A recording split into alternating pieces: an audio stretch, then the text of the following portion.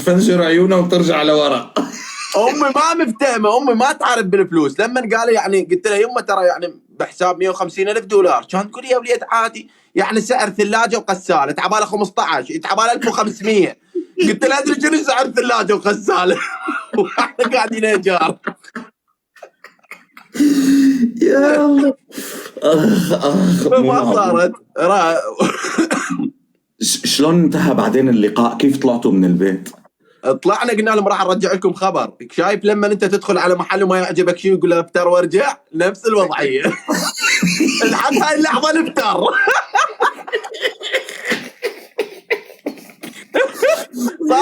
صار سنتين نفتر. لا مو طبيعي. لما تدخل على محل وتريد بس تطلع تقول هسه اخذ لفه وجهك. راجع لك.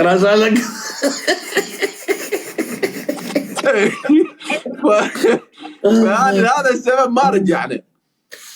وجاني. لا نزلوا دموعي حسام، نزلوا دموعي. ما حد قدر والله يعني لا. هلا بعد ما رجعتوا على البيت شو صار؟ شو حكيت الوالده؟ قلت لها ارفضي لي فكره الزواج. قلت لها بدل ما تعطيني 150,000 دولار هذن تقسميهن يكفنك 12 سنه تجيبين خدامه تحطينها بالبيت. وبالنسبه للاطفال انت بنانا من الميتم ونحطهم قبالك واحسبيهم جهالي. بعد شكو. هلا هي الفكره وين؟ الفكره وين؟ الفكره انه الوالد اللي رحت تخطبها او رحتوا تخطبوها انت ووالدتك، الوالده لما عم تقول انا ابني من البيت من البيت للجامع، ومن الجامع للشغل، ومن الشغل للبيت. استاذ وائل مره والله هيك هذا مو حس. لا استاذ وائل انا الحمد لله اصلي بصراحه. الحمد لله. اخذت فتره قطعت الصلاه. فبهاي الفتره اللي قطعت بها الصلاه كنت ثاني فتره مراهقه وجامعه وكذا. يعني كنت حياتي عباره عن بس اصادق بنات بصراحه. تمام. فانا هنا شنو قلت؟ انا لحد هنا وخلص كافي، لازم اتوب. حلو. كان والله اقعد الساعه ب 12 راسلتني بنيه قالت ايش وقت تخابرني اهلي راح ينامون؟ قلت لها كان احضرها، قلت لها استغفر الله. انا ناوي اتوب. والله العظيم كان اشغل شغلت داعيه انه يحكي على يعني كيفيه التوبه، خطبه لمده ساعه ونص، وانا صافن وتاثرت حيل وخشعت يعني رحت انتهيت. فقلت خلص هذا الوقت خلاص. والله المهم اذن قلت خل اقوم اتوضا وراح اصلي الفجر بالجامع، ما طول الجامعه قريب علينا. فخلص. والله واذا بي انا توضيت ورحت للجامع اريد اصلي الفجر. هي اصل الجامع والقاه معزل.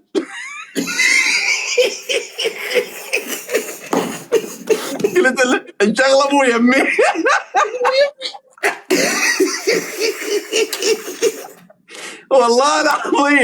والله العظيم بذاك اليوم رحت اصلي والله العظيم ومعزل والله.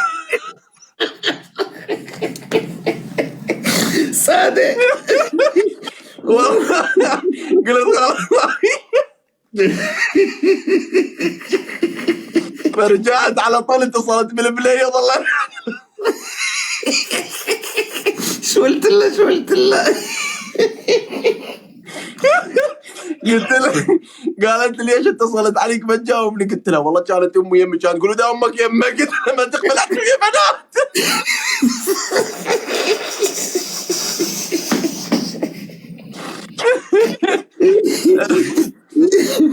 اخ راسي وجعني بس دقيقة. ابو الخير منور. لا اخ لا الحمد لله والشكر. ايه. فلا هسه الحمد لله كبرت وصرت ثقيل الحمد لله والشكر. يعني هذا الحكي قديش صار له؟ هذا الحكي قديش صار له حسام؟ هذا من شي سنتين والله. يعني ب 2021 انا يعني 2020 على 21 يعني هاي المرحله يعني كانت خرابيط. اي بس انت كنت على التيك توك، كنت على التيك توك. انت قديش صار لك على التيك توك؟ لا انا كان اقول لك شنو كنت بالتيك توك. كنت بالتيك توك ابد ما اهتم للشهره ولا عارف شنو الشهره. كنت شو اعمل استاذ وائل؟ بالنهار اول ما اصحى اطلع للشغل، بعد ما اكمل نص يومي اجي اصور وانشر بكل البرامج واطفي التليفون. بعد التليفون ما الزم الليل الا ارجع من الشغل. لما ارجع من الشغل ما اشوف ايش قد عندي فلورز، ايش قد عندي لايكات، ولا اشوف، مجرد انشر وبس. حلو. بس هيك ما ادري شنو السالفه. ايه لا حلو، برافو برافو. هلا انا والله في هيك يعني. انا كمان بفتره من الفترات كنت خلص يعني. لهلا بنشر وما بتفرج اوقات يعني، عرفت إيه كيف؟ لا هو بسبب هذا الشيء يعني انا كنت لا اطلع كنت يعني ما اطلع لا مطاعم لا اعرف الاكلات ابد، كل شيء ما ابد ما اعرف هلا يعني. انا كنت بس اهتم بالكومنت، يعني اشوف اهتم مره، بالتعليقات. انا مره دخلت المول، اي فاول ما دخلت كان اشوف جاب لي هذا المنيو. فجاب لي لا قبل هاي واحد كان الكابتن، قلت له اقول لك اريد اكل، كان يقول هسه اجيب لك المنيو. اوكي. انا شو عبالي فكرت المنيو زلمه رجال.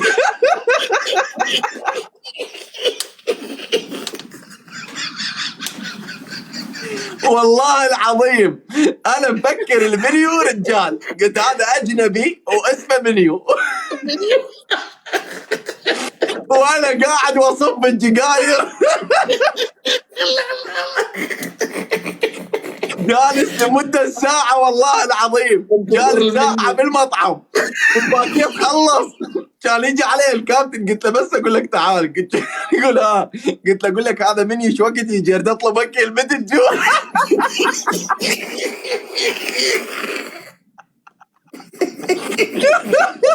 كان يقول لي هذا يمك على الميز، قلت له شنو ما يم احد على الميز، شنو قاعد على الميز.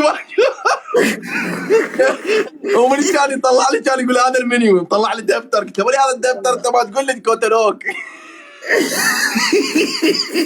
في زلمه عبالي اسمه منيو. والله. لا فهذا اليوم كان يشوفني المنيو، فكان القى بالمنيو لقيت فنجر. فلقيت فنجر عجبني الاسم الفنجر، قلت هذا يبين خوش اكله. انا ما عبالي بطاطا.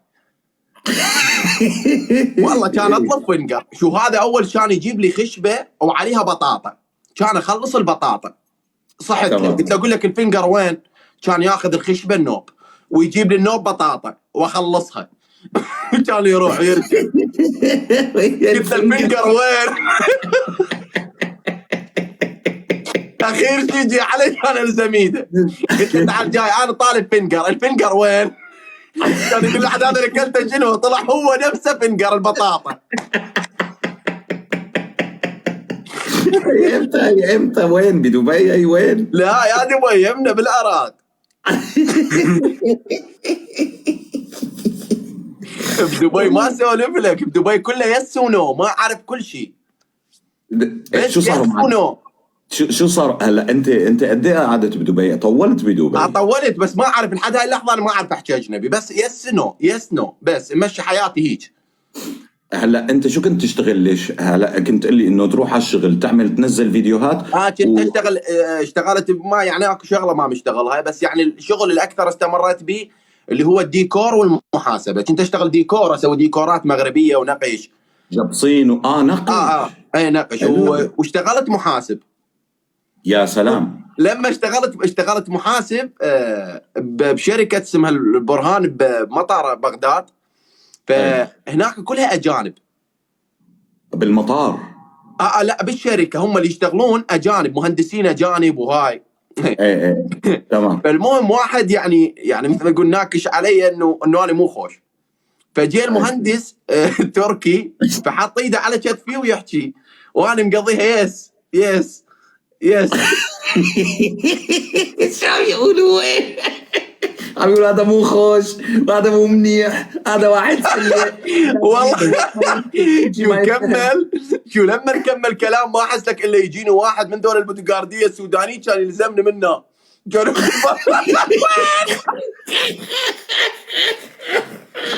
كان يطلع لي برا، قال بعد ممنوع الطب للفندق، اطلع برا اشتغل. يس فجاء واحد قلت له هذا ايش حكي علي؟ كان يقول هذا قال بعد ممنوع الطب الفندق، يضل في الشمس يشتغل. مو طبيعي. والله. ف يعني لما جيت هنا صارت عندي وجع بمعدتي، رحت على الصيدليه، فالصيدليه كلها اجنبي، فانا شي عبالي هنا، وانا كان اشر له شلون افهمه، قلت له سنيك از انهير يا ولد، هذا سنيك اقول له حي الحي هون. قلت له سنيك وهذا ابو الصيدليه او ماي جاد، قلت له معود ايش بيك حامل؟ اقول لك ما توجعني، شنو او ماي جاد؟ ويصيح هاو يا معود ايش بيك قبل شنو هاو شنو صغار؟ اقول له ما اقول لك لا تقول لي ضل كاش من عندي ونوب ما ادري ايش يحكي، الا جي واحد اماراتي ستر علي، قلت له عمي بطني توجعني، يقول لي يا بطن انت تقول لي حيه ببطني، قلت له والله ما ادري. اخ استراحه دقيقه واحده.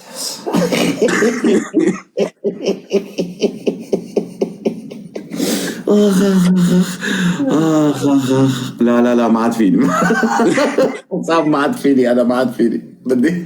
والله طبعا والله شكرا على هذا القسط، لان قلت لك والله بصراحه صار تقريبا انا 10 ايام مو بالمود ابد، يعني افتح بث مو بالمود يا حبيبي والله العظيم. اليوم انا بالمود فول.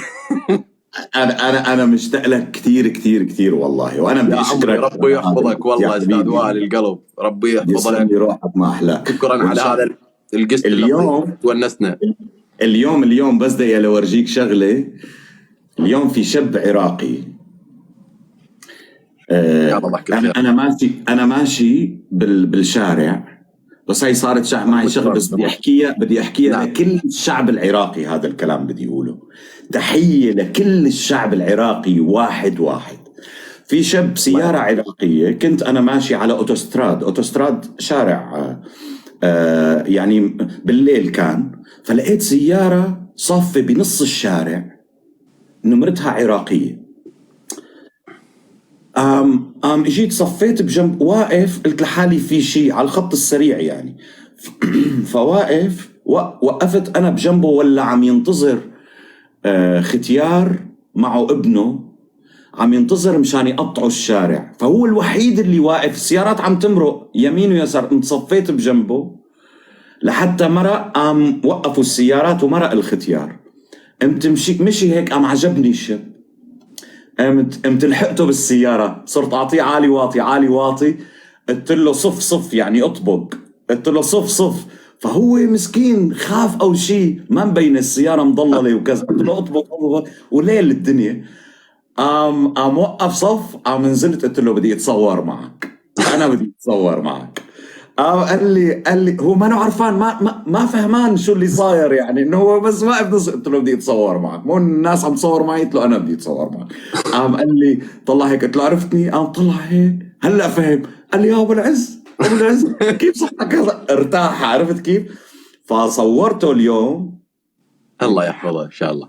يلا هذا فيديو منيح، دقيقة ثواني بس ورجيهم للشباب ان شاء الله. هذا فيديو، يلا هذا فيديو منيح، عرفني على حضرتك. انا حسن من العراق. اهلا وسهلا يا حسن، الله يسلمك. نحن هلا بسوريا، نحن بالشام، وانت كنت واقف يا حسون. انا شلون هلا تعرفت عليك؟ انت كنت واقف حسن، عم يمرق، واقف بنص الشارع عم يمرق ختيار ومعه ابنه، ما كان حدا عم يوقف لهم، هو وقف لهم بنص الشارع. جيت انا وقفت بجنبه، فشفت هذا الموقف ولحقته مشان نتصور سوا. الله يخليك حبيبي، شرف فيك حبيبي، الله يسلمك. السلام عليكم. الله يخليك يا استاذ وائل، والله والله معدل. فانا والله بدي حيي كل الشعب العراقي، يا كل عمرو الشعب العراقي الراقي المؤدب، أهلا وسهلا بكل العراقيين ببلدكم سوريا. يا عمرو والله احنا كنا ان شاء الله عرب وكنا بلد واحد والعراقيين وين ما يروحون هم عظماء، ربي يحفظهم.